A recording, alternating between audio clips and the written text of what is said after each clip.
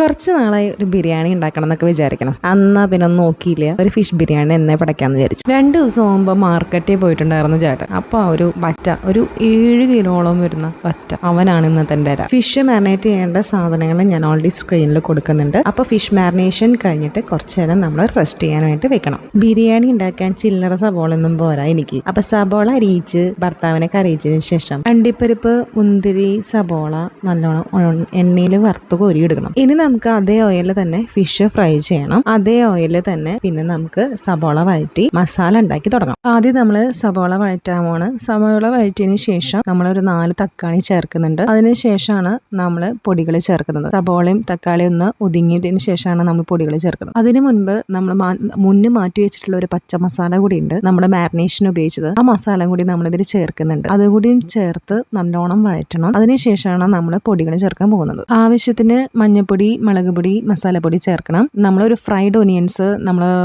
നേരത്തെ മാറ്റി വെച്ചത് അതിൽ നിന്ന് കുറച്ച് ചേർക്കണം. അതിനുശേഷം നമ്മൾ കുറച്ച് തേങ്ങാപ്പാൽ ചേർക്കുന്നുണ്ട്. കുറച്ചും കൂടി ഒന്ന് ഗ്രേവി ആവാൻ വേണ്ടിയിട്ട് നമ്മൾ ഫിഷ് സ്റ്റോക്കും ചേർക്കുന്നുണ്ട്. ഫ്രൈ ചെയ്ത് വെച്ച ഫിഷ് ഇട്ടിട്ട് ഒന്നും കൂടി മിക്സ് ചെയ്യണം. അങ്ങനെ നമ്മുടെ ഫിഷ് ബിരിയാണിക്കുള്ള ഫിഷ് മസാല റെഡി ആയിട്ടുണ്ട്. ഇനി നമുക്ക് റൈസ് കുക്ക് ചെയ്യാം. 5 ഗ്ലാസ് റൈസാണ് നമ്മൾ ഇതിന് വേണ്ടിയിട്ട് ഉപയോഗിക്കുന്നത്. അതിനുശേഷം നമ്മൾ ആദ്യം നന്നായി കഴുകണം. ഒരു 3-4 പ്രാവശ്യം കഴുകി 20 മിനിറ്റോളം നമ്മൾ സോക്ക് ചെയ്ത് വെക്കണം. ഇനി റൈസ് കുക്ക് ചെയ്യാനായിട്ട് 1 ഗ്ലാസ്സിന് 1.5 ഗ്ലാസ് എന്നുള്ള അളവിലാണ് ഞാൻ എടുക്കാറ്. അതിനുശേഷം എല്ലാം 1.5 ഗ്ലാസ് വെച്ച് എടുക്കും. അതിന്റെ കൂടെ ടോട്ടലിന് കൂടെ 1 ഗ്ലാസ് കൂടി എക്സ്ട്രാ ഇടാണ് എൻ്റെ ഒരു കണക്ക്. റൈസ് കുക്ക് ചെയ്യുമ്പോൾ ഫിഷ് സ്റ്റോക്ക് ഉപയോഗിച്ച് കഴിഞ്ഞാൽ കുറച്ചുകൂടിയും ഒരു ഫ്ലേവർ കിട്ടും.